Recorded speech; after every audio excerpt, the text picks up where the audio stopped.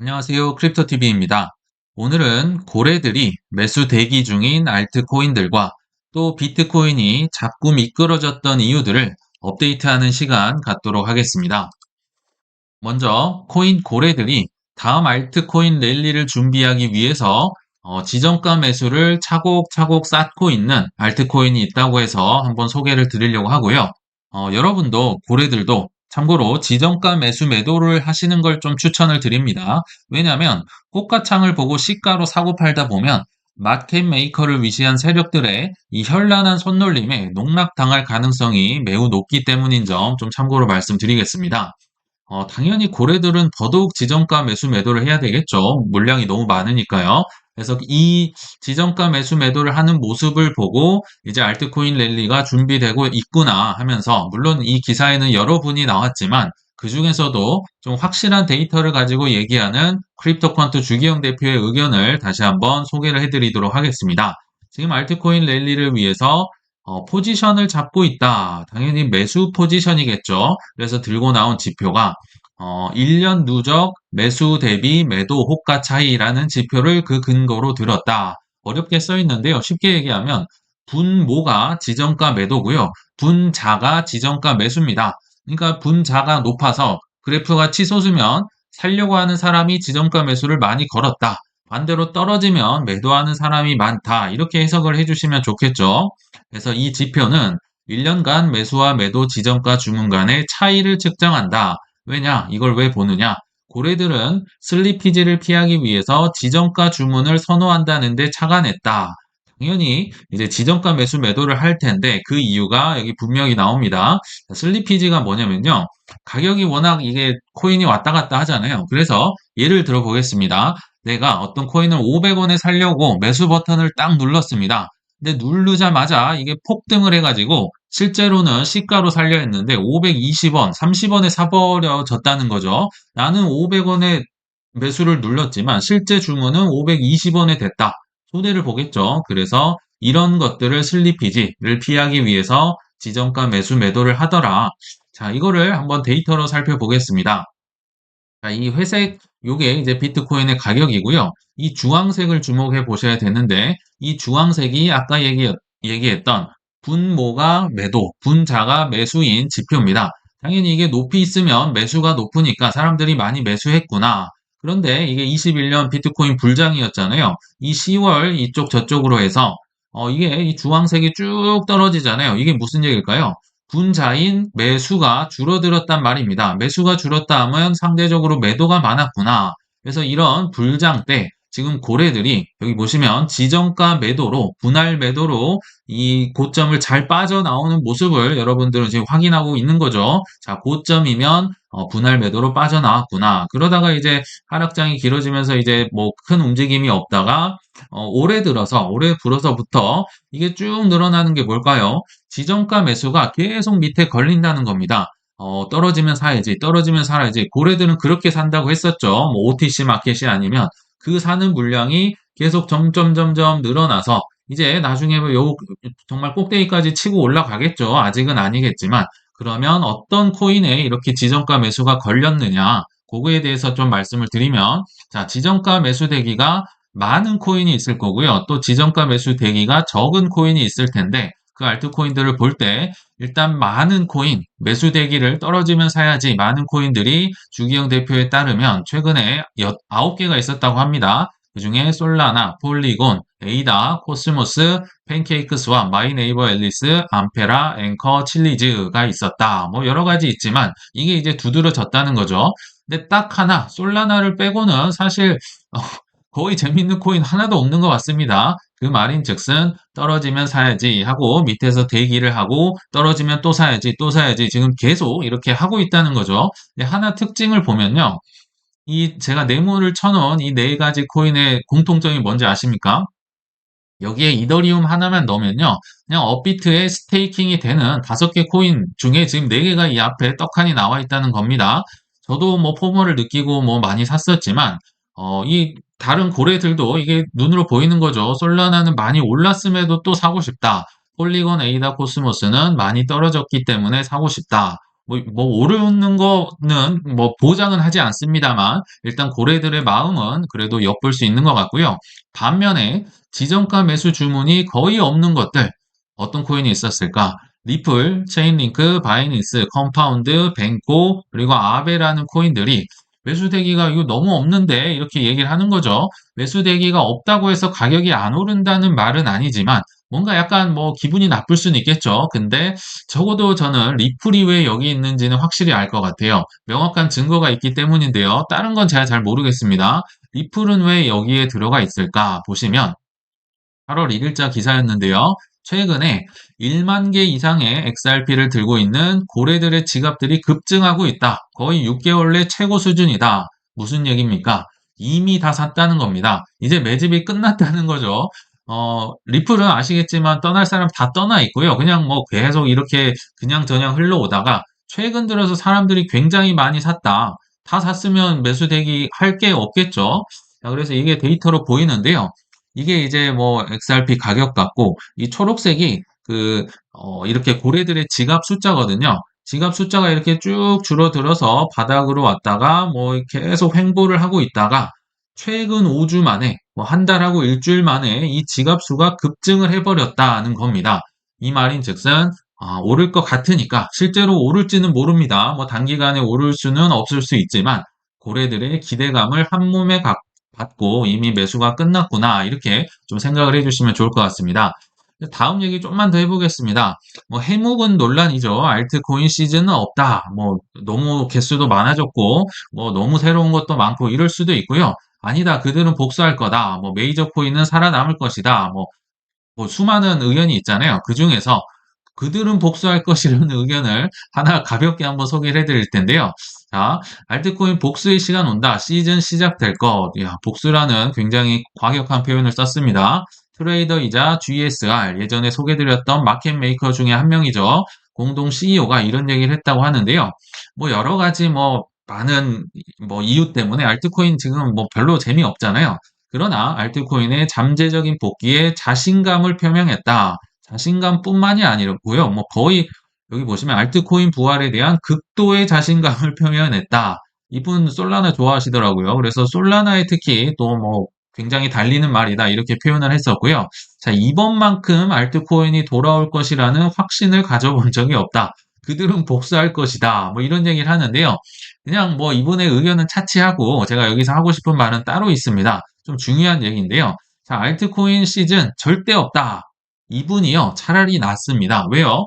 자기 주장이 확고한 거잖아요. 내 주장이 확고해서 알트 시즌이 절대 없다. 그럼 내 판단이 맞은 거죠. 그리고 갑자기 알트코인 시즌이 온다. 그러면 내 판단으로 틀린 거가 있기 때문에 나름 배운 게 있다는 거죠. 자, 누구보다 낫냐면요.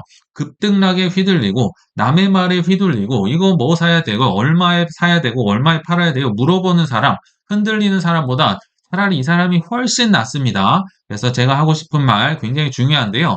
자, 내가 판단했던 실패 성공이 아닙니다. 내가 판단해서 내가 실패한 게요. 일정량 쌓여야 됩니다. 한두 번이 아니에요. 쌓이고 쌓이고 쌓이고 쌓다가 어느 순간 드디어 부가 쌓이는 순간이 오거든요.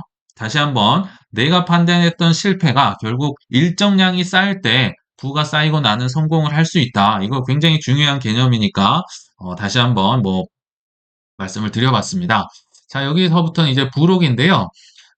현실은 알트가 오르면 좋겠지만 현실은 알트코인은커녕 최근에 막 비트코인도 그것도 오를 타점마다 제가 정확히 격추됐다고 하면서 요런 영상을 한 뭐 2, 3일 전에 올렸었죠. 그래서 1시간 봉을 가져와서 이거 왜 이렇게 세밀하게 하는 거냐, 뭐 너무 예민한 거 아니냐 이렇게도 얘기를 했지만 자, 그거 업데이트를 좀 더 해보도록 하겠습니다. 참 우연히 재밌게 겹쳐서 다시 한번 소개를 드려볼게요.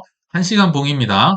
이때 당시 떨어졌던 이유 얘기를 드렸었죠. 7월 28일 5시경에 트럼프가 나와서 축제날 연설을 하다가 크게 하락했었다. 뭐 그럴 수 있다고 했었죠. 그러다가 이제 떨어졌는데 또 계속 조금씩 조금씩 오르다가 드디어 의미 있는 7만 불을 딱 찍자마자 1시간도 채 되지 않아서 주르르르륵 떨어졌었죠. 이때 당시가 28일, 29일이었나? 약간 헷갈려. 29일이었던 것 같네요. 22시경에.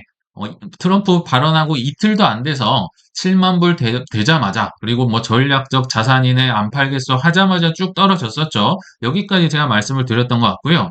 최근에 또 한 번 떨어졌었습니다. 8월 1일 아마 새벽이었을 텐데 요건 왜 떨어졌을까요?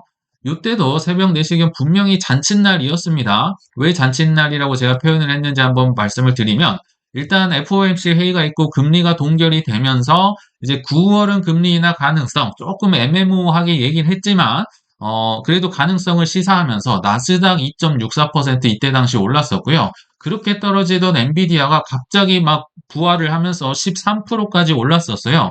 그에 반해서 지금 비트코인이 이렇게 떨어지니까 좀 더 잔칫날에 뭔가 재를 뿌린 느낌이 나죠. 여기에 그치지 않습니다. 하나 더 있었습니다. 하마스 수장 하니에가 지금 이란에 뭐 방문을 했다가 테헤란에서 이스라엘에 의해서 피살이 돼버렸죠. 지금 중동 전쟁이 뭐 어마어마합니다. 공포가 고조되고 있는 가운데 보통은 경우 뭐 중동 전쟁의 지리약 뭐 전쟁이 나면 비트코인이 진짜 돈이다. 도망갈 때 가져갈 수 있는 돈이다 하면서 항상 올랐었잖아요. 근데 이때는 특이하게 주가는 오르는데 코인은 떨어짐 정확히 이때였거든요. 오히려 주식은 오르는데 코인만 떨어진다. 야, 이것도 잔칫날 뭔가 판을 엎은 것 같은, 재를 뿌린 것 같은 느낌을 강하게 받았거든요. 우연일까요? 자, 우연히 떨어진 걸까? 제가 다시 한번 21년 불장 정말 데자뷰거든요. 한번 업데이트를 더 해보도록 하겠습니다. 2, 3일 전에 했었던 영상 한 부분을 그대로 캡처를 해왔습니다. 여기 21년 4월, 지금 잘렸지만 앞에 불장, 그리고 이때가 10월 불장이었죠. 그러니까 불장과 불장 사이에 8천만 원 넘게 비트코인이 올랐었는데요. 요때 기준으로 4천만 원도 훨씬 밑에 있죠. 반토막도 훨씬 더 나 있었습니다. 아, 불장 끝났구나. 다들 이러고 있을 때, 요때 혹시 무슨 사건이 있었는지 기억나시나요? 정확히 이때입니다. 이때 무슨 일이 있었느냐? 더 비월드라는 행사가 벌어지면서 이때 일론 머스크, 캐시우드, 특히 잭 도시랑 일론 머스크가 입담 싸움을 벌이면서 누구 말이 맞냐? 이때 당시 일론 머스크는 갑자기 테슬라 뭐 결제한다고 막 좋은 소리 하다가 앞에서 하다가 갑자기 뭐 친환경이 뭐 저촉되고 전기를 많이 쓰고 하면서 갑자기 비트코인 욕을 하면서 이런 사태가 또 벌어지기도 했었거든요. 그래서 일론 머스크가 이때 당시는 악역이었습니다. 근데 이때 당시 비워드에 나와서 했던 말을 제가 뭐 몇 개만 요약을 해보면, 아, 우리 회사 중에 스페이스 X가 있는데 비트코인 많이 들고 있지롱 했었어요, 분명히. 그리고 테슬라의 비트코인 결제 다시 쓸 가능성 있지롱. 그리고 비트, 이더, 도지 나 들고 있지롱. 뭐 이런 얘기 했었어요. 나 비트 더 이상 팔지 않을 것이다. 거의 뭐 어마어마한 이제 뭐 충격 발언이었죠. 저기였다가 갑자기 친 비트코인으로 돌아서면서 이 가격 보시면 아시잖아요. 이때를 위시해서 거의 2배 이상이 이제 순식간에 올라 버립니다. 비록 뭐 한 달, 2달 정도 걸렸지만요. 그러니까 이때 당시에 그래서 여기 말씀을 드렸죠. 지금 이게 상승세가 심상치 않죠. 게다가 엘살바도르가 뭐 법정화폐로 하고 있고 그러니까 법정화폐 할 때 한번 재뿌렸었다고 이때 얘기를 드렸었죠. 근데 이런 불장이 오기 전에 지금 요거 보이시잖아요. 이, 요거 이게 마이너스 10%짜리였는데 이틀 연속 갑니다. 그럼 이건 뭐였을까? 이거 뭐였는지 기억나시나요? 제가 말씀드려 볼게요. 중국이 중요한 게 아니고요. 중앙은행에 초점을 맞추시면 좋을 것 같아요. 중국의 중앙은행들이 드디어 암호화폐 관련 모든 거래는 불법이다 하면서 이때 당시 큰 폭락이 이틀 연속 나왔었습니다. 누가 시켰을까요? 중앙은행이라 하면 뭐 BIS가 있을 수도 있고 그런 분들이 있죠. 자, 그들이 결국 잔칫날에 떨어뜨리고 또 이게 상승세가 보통 무서웠던 게 아니겠죠. 그래서 중앙은행이 튀어나왔구나. 지금 무슨 얘기를 하고 싶냐면요. 최근에도 우리 이랬었잖아요. 거봐, 트럼프가 총알 피하고 막 극적으로 비트코인 올라가고 막 전쟁 난다고 해도 전쟁은 정말 비트코인의 최고 호재였죠. 전쟁 나고 뭐 금리 인하한다면 니네가 제일 좋다면서 니네가 인플레 해지한다면서 근데 소용없잖아. 봐봐. 지금 그때랑 이때랑 정확히 똑같다고 보시면 됩니다. 코인 호재 때 억지로 누르는 모습은 똑같은데요. 단지 이 등장 인물만 바뀌었어요. 이 중국 중앙은행이 뭘로 바뀌었나요? 최근에 독일 정부였잖아요. 독일 정부가 중국이 독일로만 바뀌었고요. 일론 머스크가 그 호재 발언을 했던 게 최근에 트럼프로만 바뀌었습니다. 엄청난 일론 머스크가 사실 트럼프보다 더 영향력이 있었죠. 그때 당시에는요. 막 "우리 다 사겠다." 뭐 "테슬라 결제하겠다." 이렇게 큰 호재가 나오면요. 그냥 억지로 누를 수밖에 없습니다, 그들 입장에서는요. 그래서 결국은 알고 이 하락을 좀 대비를 하자. 좀 알고 있으면 덜 아프거든요. 막 이렇게 휘둘리지 말자는 차원에서 한번 뭐 길게 설명을 해 드려 봤습니다. 자, 결론에 왔는데요. 어 "날 못 믿어도 당신들을 설득시킬 시간이 없다. 미안하다." 누가 했던 말일까요? 14년 전에 비트코인 90원일 때 나카모토 사토시가 했던 얘기입니다. 우리에게 정말 웃기지만 슬픈 트윗을 날렸었는데요. "어차피 똑똑한 당신들은 내가 무슨 말을 해도 안 믿고 이해를 못할 테니까 나 내 갈 길 가고 내 개발하겠다."는 얘기입니다. 비트코인이든 알트코인이든 내 주관이 없고 내 선택으로 실패하지 않으면요. 급등락 나오고 악재, 뭐 유명 인사에 휘둘리면서 남 탓만 하면서 실패는 했지만 내 잘못은 없는 투자로 결국 끝날 겁니다. 저도 지금도 틀릴 때가 있어서 매일 성장을 하는 것 같은데요. 여러분도 내 판단에 의해서 의한 실패를 제발 두려워하지 마시길 바라면서 이만 물러가겠습니다. 시청 감사합니다.